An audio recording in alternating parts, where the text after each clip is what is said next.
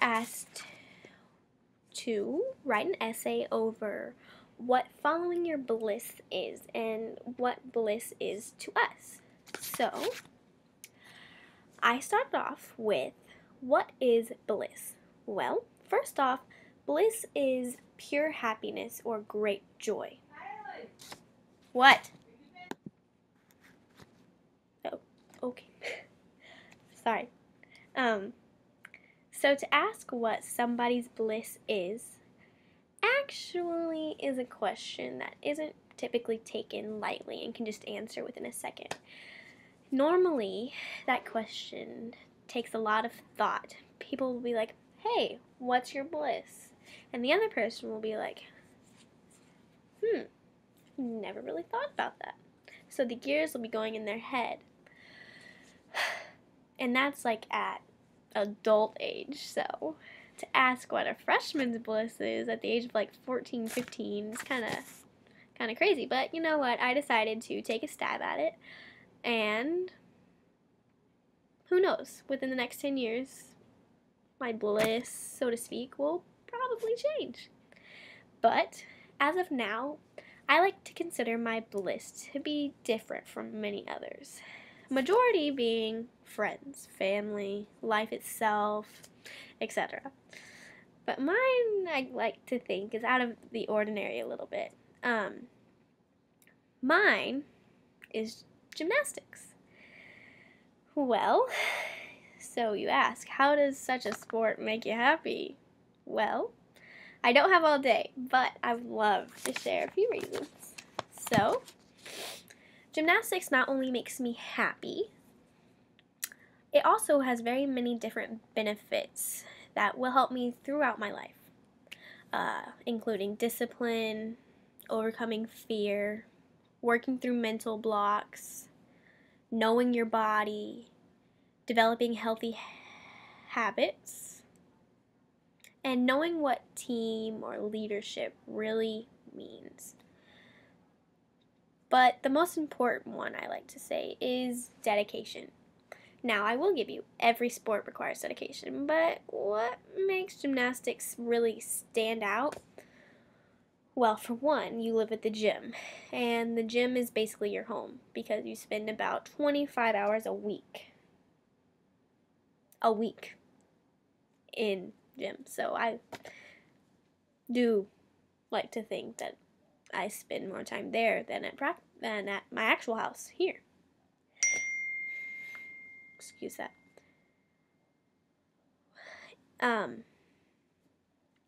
Practice is your work. Competitions are your meetings. And being able to stand on the podium with your team are your paydays. But one cannot achieve the rewards without the dedication. And that's where it comes in, the 25 hours in the same place with some great days and some days that some days that I do mistake for being in the Army. I'm like, am I in the Army right now or gymnastics practice? But yet you still come back for more because it's kind of like a drug. You can't not do it. Now, many say that gymnastics is girly and anyone can do it. Well, when your hands have multiple holes ranging from the size of a nickel to bigger than a quarter,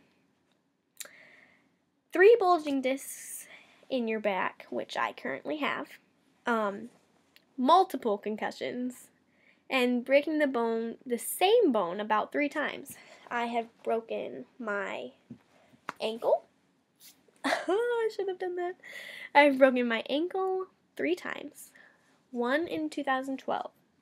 One in 2013 at a competition. And one last summer.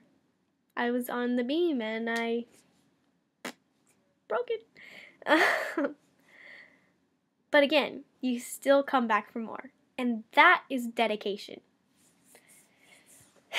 Another benefit is health. Now, the obvious reason that gymnastics positively contributes to your health is the amount of hours put in the working out and conditioning.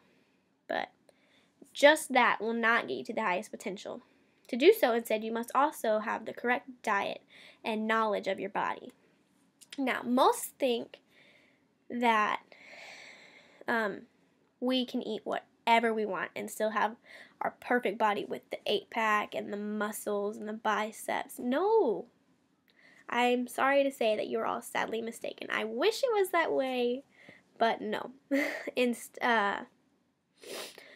fact, according to USA Gymnastics, it says, your diet should vary based on training frequency, intensity, and duration. You might need more food during intense training periods, but then you need to back off during times of rest to avoid weight gain. A gymnast should eat 3 meals and a snack per day. Start off your day with a fiber-rich cereal from skim milk and fresh fruit, or a bagel with peanut butter and a cup of orange juice. Follow up with lunch of a tuna sandwich on a whole wheat bread, and also with fruit or a large vegetable-rich salad. And a small turkey sandwich with a cup of, again, skim milk. Dinner could consist of poultry or seafood combined with baked potato, mixed vegetables, and, take a guess, skim milk. Don't forget a pre-workout snack of a small bran muffin or yogurt mixed with cereal, says livestrong.com. Now, that doesn't sound very appetizing to you, does it? No.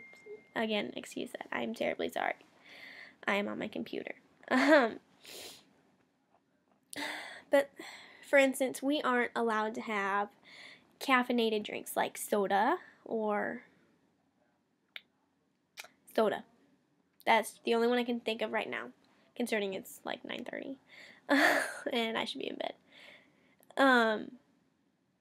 Because I'm so sorry. The carbonation actually breaks down your bones and makes them a lot more delicate. And with the amount of training we do and the way we land, we cannot afford to break a bone with the help of carbonation. I mean, we do that enough ourselves anyways. Moving on to mental stability. Well, mental stability is a greatly needed factor in the wonderful sport of gymnastics. Without it, you will not last, and you will definitely need to find another sport. Why is this such a necessity for the sport? Well, for one, we can't just flip on a 4-inch piece of wood because we're wizards. In fact, it takes about 2 years of training to train the mind, how to react when falling, to really know the beam and the awareness of the beam, or how to overcome big skills. That's a really big one because fear is a really big obstacle in this great sport. There's also, wait a minute, I just said that. Sometimes fear, in fact, ends careers.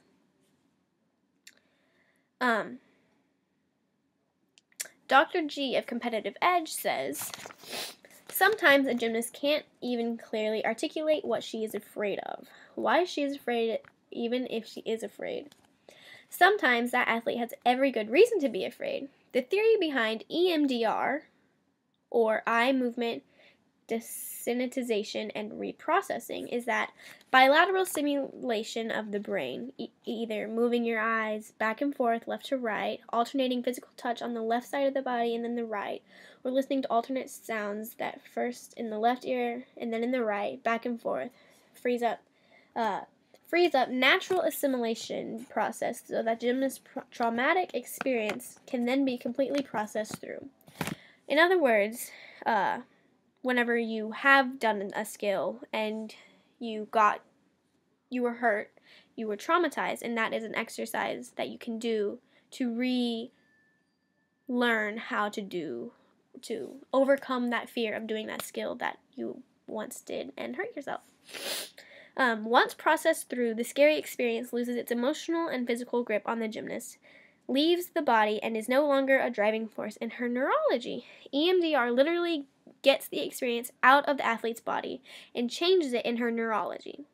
What I like to call an emotional roller coaster. But the time is coming, and in the end, the big question is, why do I do it? And my answer is, it's my bliss. It makes me happy. I listed very few of the many benefits that gymnastics has on life. One of the more important reasons I like to categorize it as bliss is that it makes me happy. It's simple. It is my happy place. It consumes my life and it's my work, but I thoroughly enjoy it. There are many reasons I call it my bliss. One being that I'm able to say I'm a gymnast and knowing the people's reactions when they see what I'm capable of doing. I love being with my team during competitions and standing on the podium or showing off our team apparel, us being very different from the others. Having team dinners, staying at hotels with teammates rather than parents because, but all in all, it makes me genuinely happy. And as my coach has told me, how good does it feel to be standing where we are with the first place? Did the not so fun days pay off? And of course, my answer is always a yes. But on those days that I do wonder why I'm doing this sport, and when I feel like I just don't want to do it anymore, I think about all that I've done to be where I am. And when I'm old and can't do gymnastics anymore, I think I need to use this to my advantage and suck in every living minute of it while I can, because it will not last forever. I did not train 11 years of my life for nothing. So I cannot waste it. So when it boils all down to that, there is so much good that all the bad is forgotten. It's my home, my family, my work, my go-to, my pure happiness, my bliss.